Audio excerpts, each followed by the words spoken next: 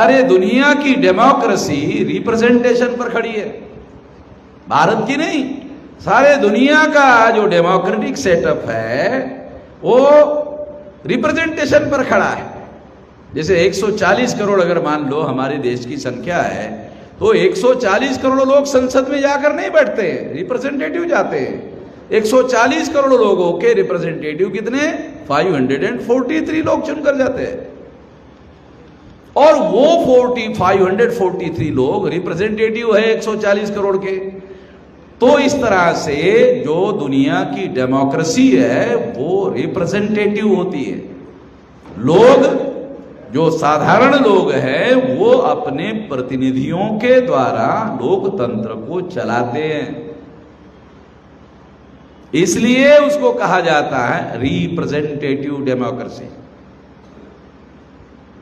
तो इसलिए बाबा साहब अम्बेडकर ने 1918 को रिटर्न मेमोरेंडम ने लिख कर दिया कि हमें नॉमिनेटेड रिप्रेजेंटेशन नहीं चाहिए, रियल रिप्रेजेंटेशन चाहिए। The difference between nominated representation and real representation, कि हमारे लोगों को, मान लो कांग्रेस जो है ये नेशनल लेवल का ऑर्गेनाइजेशन है, तो अभी हमारे 131 member parliament schedule caste schedule tribe के चुनकर जाते हैं।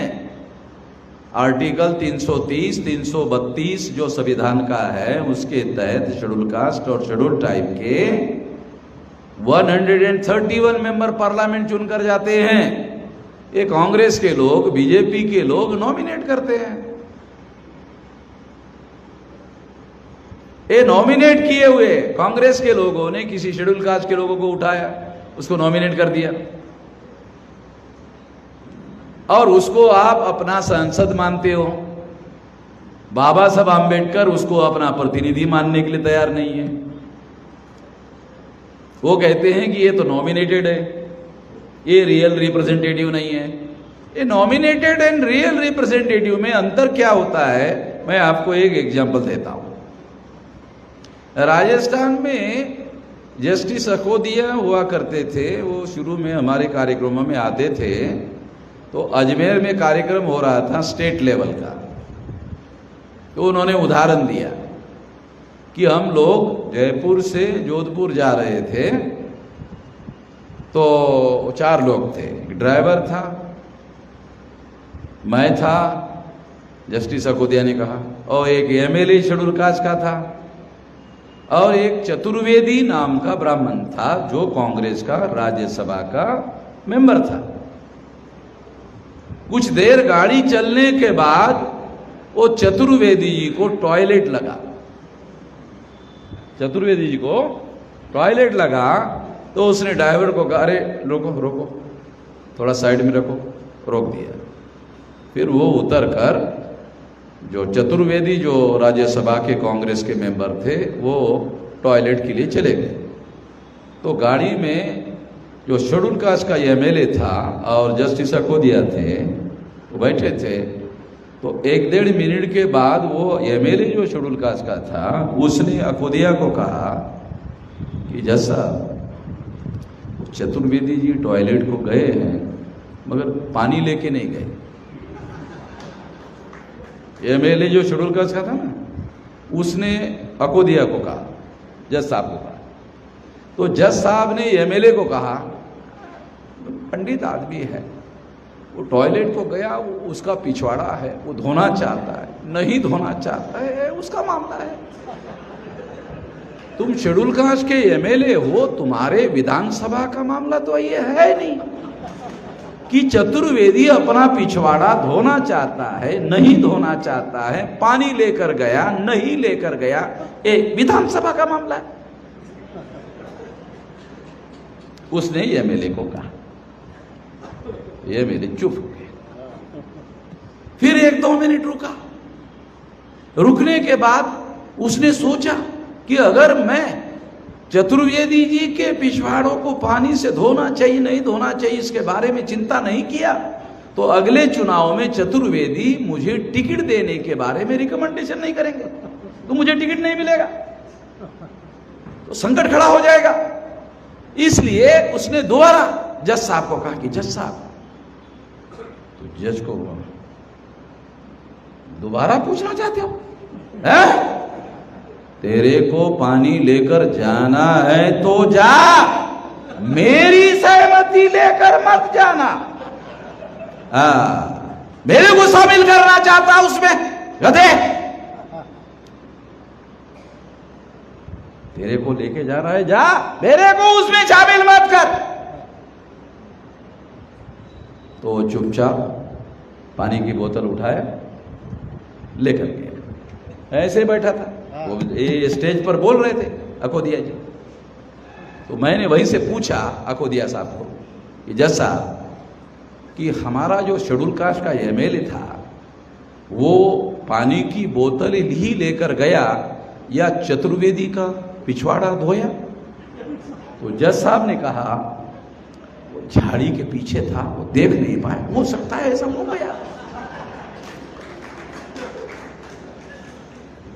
तो ये एग्जाम्पल मैं आपको इसलिए दे रहा हूं कि ये जो शेड्यूल कास्ट का एमएलए था, ये शेड्यूल कास्ट का एमएलए, शेड्यूल कास्ट का एमपी, ए नॉमिनेटेड रिप्रेजेंटेटिव है, जिसे बाबा साहब आंबेडकर विरोध कर रहे थे कि ऐसे लोग हमारे प्रतिनिधि नहीं होने चाहिए। हमारी लड़ाई समाज से लेकर उठाकर संसद और विधानसभा में लड़ना चाहिए, वो लड़ने वाले हमारे प्रतिनिधि होने चाहिए, ये इस तरह के प्रतिनिधि नहीं होने चाहिए। The difference between real representative and the nominated representative आपको समझ में आ जाए, इसलिए ज्यादा खराब उदाहरण दिया, ये एकदम आप लोगों को समझ में आ जाएगा और दोबारा दिमाग आपका इस कंफ्यूजन नहीं रहेगा। क्योंकि हमारे बहुत सारे जो लोग हैं जो नॉमिनेटेड रिप्रेजेंटेटिव से चुनकर जाते हैं, गुजरात में भी जाते हैं, सारे देश से 131 जाते हैं, ये 22.5% लोग जाते हैं 543 में लोकसभा में, और विधानसभा में लगभग 4000 से ज्यादा एमएलए चुनकर जाते हैं, उसमें 22.5% एमएलए चुनकर जाते हैं। तो वो रियल रिप्रेजेंटेटिव नहीं है, वो नॉमिनेटेड रिप्रेजेंटेटिव है। Those who nominate and those who nominate, कौन नॉमिनेट करते हैं उनको? कांग्रेस जो ब्राह्मणों का संगठन है। इतने पढ़े लिखे लोग हैं, ये पढ़े लिखे लोग उन्हीं लोगों को अपना प्रतिनिधि मानते हैं और उनके पास अपनी समस्याओं को लेकर जाते हैं कि इसका समाधान करो। उनको अपना प्रतिनिधि, अपना सांसद, अपना एमएलए मानकर जाते हैं। मैं क्यों बता रहा हूं ऐसा? मैं इसलिए बता रहा हूं कि जब आप नॉमिनेटेड रिप्रेजेंटेटिव को, जिसको बाबा साहब आंबेडकर रिप्रेजेंटेटिव मानने के लिए तैयार नहीं है, उसको आप रिप्रेजेंटेटिव मान रहे हैं, इसका मतलब आप परिवर्तन करने के लिए अपने आप को तैयार नहीं कर रहे हैं। आप उसको, उस व्यवस्था को जो नॉमिनेटेड रिप्रेजेंटेटिव की व्यवस्था है, उसको बदलने के लिए आप कुछ नहीं कर रहे हैं। उसको बदलने के लिए आपको कुछ करना चाहिए, आप कुछ कर नहीं रहे हो, तो फिर बाबा साहब आंबेडकर को लगता है कि पढ़े लिखे लोगों ने मुझे धोखा देने का काम किया। मैं अनपढ़ लोगों से तो ये कह नहीं रहा हूं, मैं पढ़े लिखे लोगों को कह रहा हूं कि उसको रियल रिप्रेजेंटेटिव और नॉमिनेटेड रिप्रेजेंटेटिव का फर्क समझ में आना चाहिए, और नॉमिनेटेड रिप्रेजेंटेटिव का सिस्टम बदलने के लिए हमारे लोगों को, पढ़े लिखे लोगों को काम करना चाहिए। 1918 को बाबा साहब आंबेडकर ने ये मांग किया। 1919 में अंग्रेजों ने फर्स्ट इंडिया एक्ट पास किया। बाबा साहब आंबेडकर की बात को अंग्रेजों ने स्वीकार नहीं किया, और बाबा साहब आंबेडकर ने जो मांगा था उसे स्वीकार नहीं किया, और अंग्रेजों ने नॉमिनेटेड रिप्रेजेंटेशन की बात को ही कानून में मान्यता दी, जिसके बाबा साहब आंबेडकर विरोधी थे। और उसके तहत अंग्रेजों ने गुजरात के डॉक्टर सोलंकी, हाँ, अब परमार साहब जानते हैं नाम के साथ में डॉक्टर, क्योंकि वो गुजरात का हिस्सा बॉम्बे प्रोविंस में, हाँ, गुजरात का हिस्सा, क्योंकि गुजरात जो है वो बॉम्बे प्रोविंस में था, उसका नाम गुजरात नहीं था, बॉम्बे प्रोविंस था। तो डॉक्टर सोलंकी जो है वो गवर्नर ने उनको नॉमिनेट किया। गुजरात के लोगों को मालूम नहीं होगा सोलंकी के बारे में, मुझे मालूम है। क्यों? क्योंकि हमें अगर आंदोलन करना है तो हमें मालूम होना चाहिए भाई, ज्ञान नहीं, जानकारी तो कम से कम होना चाहिए। तो मुझे मालूम है, गुजराती लोगों को, परमार साहब को मालूम है, बाकी मुझे तो किसी को मालूम है तो ये भी पता नहीं है। डॉक्टर सोलंकी को अंग्रेज गवर्नर ने नॉमिनेट किया और इधर महाराष्ट्र बॉम्बे में बाबा साहब आम्बेडकर को बॉम्बे प्रोविंस में बॉम्बे काउंसिल पर नॉमिनेट किया।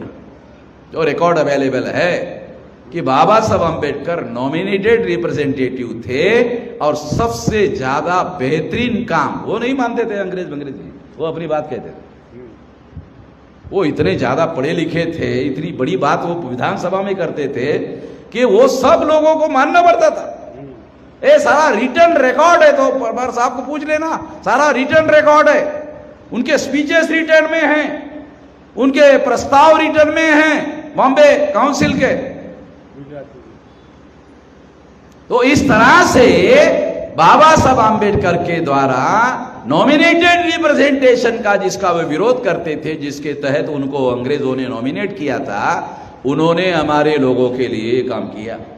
उसी के तहत जब अंग्रेजों का दूसरा कमीशन आया, साइमन कमीशन 1928 को, जो 1918 को साउथबरो कमीशन आया था, उसके 10 साल के बाद समीक्षा करने के लिए साइमन कमीशन आया, तो बाबा साहब आम्बेडकर ने उसका बॉम्बे में स्वागत किया।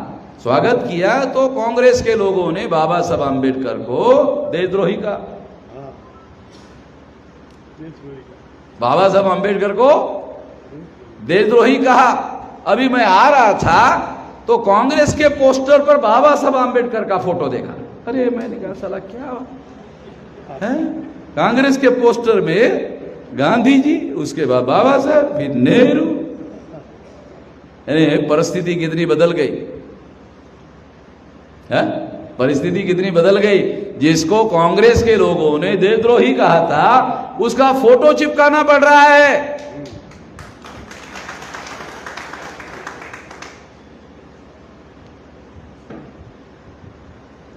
और ये फोटो कब चिपकाना पड़ रहा है? जब भामसेप ने सारे देश भर में जागरण अभियान चलाया और सारे देश के लोगों को ये समझाने का काम किया कि ये जो schedule caste, schedule tribe, backward classes के लोग हैं, इन लोगों को जो राजनीतिक अधिकार मिले हैं, जो सामाजिक अधिकार मिले हैं, जो शिक्षा के अधिकार मिले हैं, जो वजीफा मिला है, जो प्रोफेशनल एजुकेशन में अधिकार मिले हैं, ये गांधी और कांग्रेस की वजह से नहीं मिले हैं, ये बाबा साहब आम्बेडकर की वजह से मिले हैं।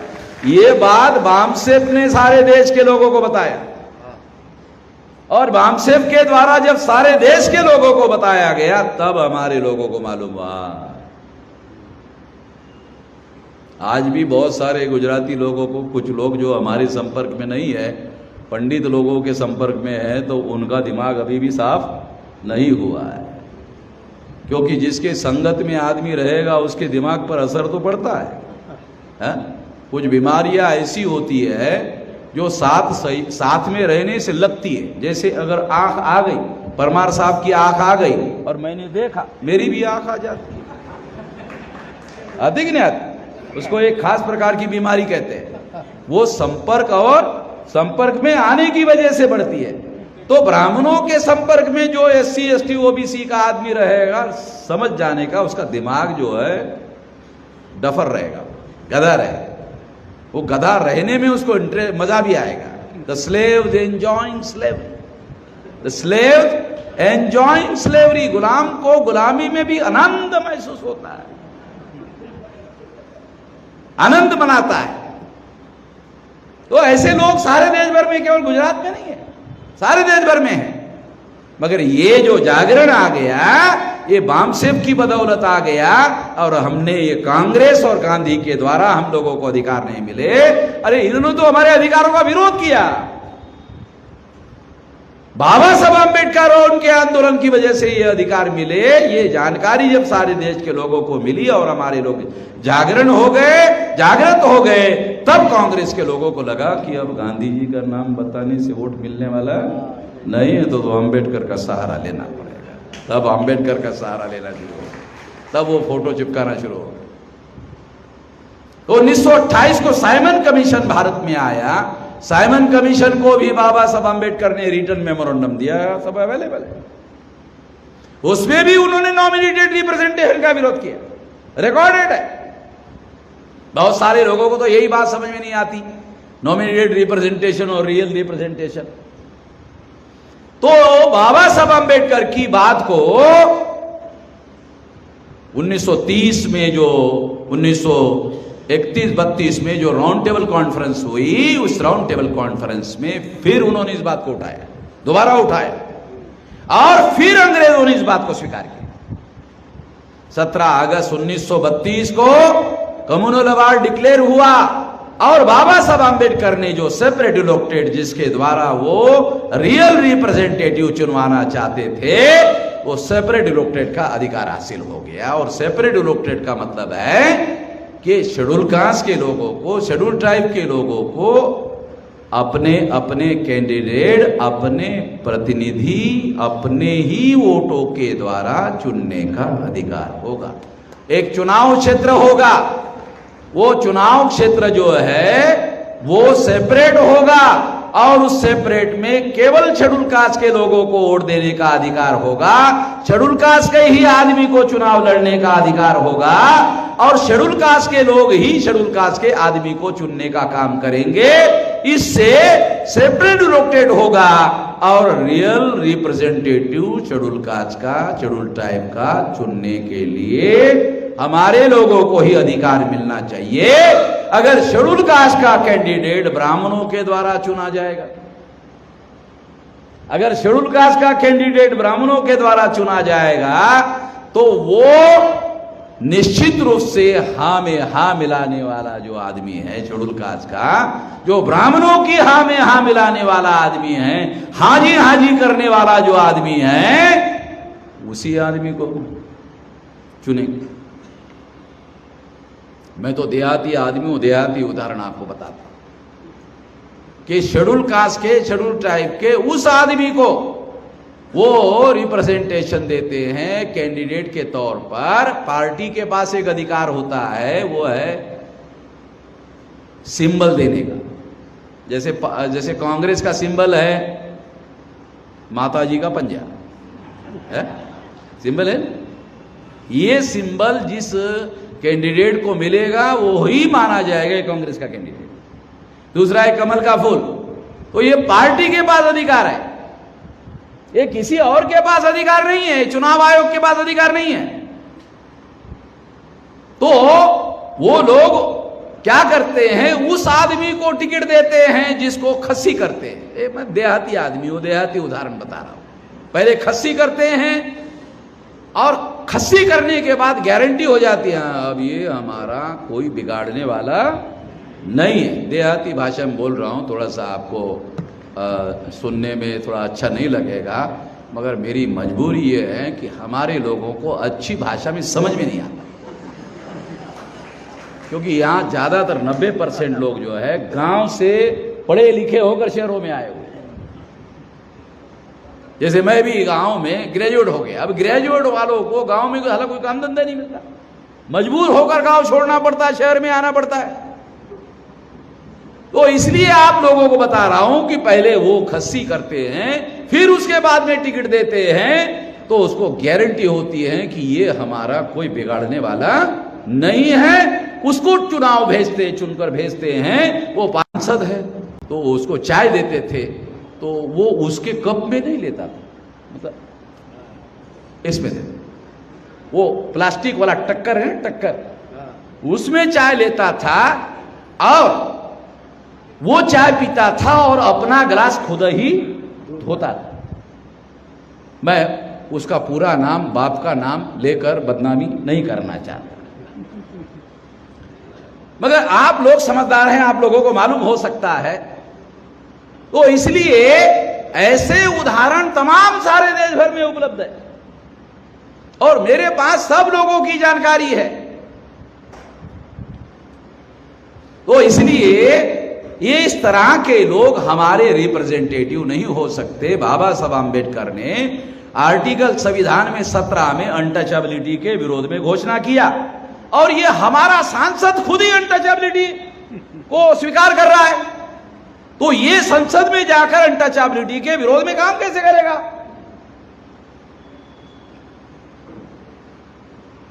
डॉक्टर साहब समझ आ रहे हैं? क्या काम करेगा, कैसे करेगा? जो खुद ही अनटचेबिलिटी की तरह व्यवहार कर रहा है, अपने ऊपर लागू कर रहा है, जिसको हमने हमारी लड़ाई लड़ने के लिए सांसद चुना, वो खुद ही अस्पृश्यता का मान्यता दे रहा है, ब्राह्मणों की व्यवस्था का। तो इस तरह से ब्राह्मण लोग ऐसे लोगों को रिप्रेजेंटेटिव बनाते हैं और उसको आप सांसद मानते हो, उसको प्रतिनिधि मानते हो, हमारे पढ़े लिखे लोग। इसका मतलब है इस व्यवस्था को बदलने का जो काम आपको करना चाहिए, पहले समझना चाहिए, फिर बदलना चाहिए, इसके लिए आपको काम करना चाहिए। ये काम आप कर नहीं रहे हो, इसलिए बाबा साहब आंबेडकर पढ़े लिखे लोगों से दुखी है। कहीं कहीं मुझे पढ़े लिखे लोग मिल जाते, परमार साहब क्या कहते, ये मेश्राम साहब, हमने एक बच्चे को स्कूल में एडमिशन करवाया, उसको कपड़े नहीं थे, उसको हमने कपड़े सिला कर दे दिए। कुछ लोगों ने कहा कि हमने कॉपी और कुछ किताबें खरीद कर दे दिया। ऐसे बहुत सारे छोटे छोटे बहुत सारी बातें लोगों ने मुझे कहा, कहते उनको लगता है ये वामन मेश्राम नेशनल प्रेसिडेंट है, इसको कुछ बताएंगे तो खुश होगा। अब उसको मालूम ही नहीं है कि मैं एक दिमाग से काम करने वाला आदमी हूं। मैं उसको पूछता हूं, संगठन के लिए कुछ किया? अगर आप चाहते हैं गरीब हर वंचित इंसान की आवाज आप तक पहुंचे तो हमारे चैनल को सब्सक्राइब करें और बेल आइकन का बटन दबाना ना भूलें। देखते रहिए बहुजन हलचल न्यूज।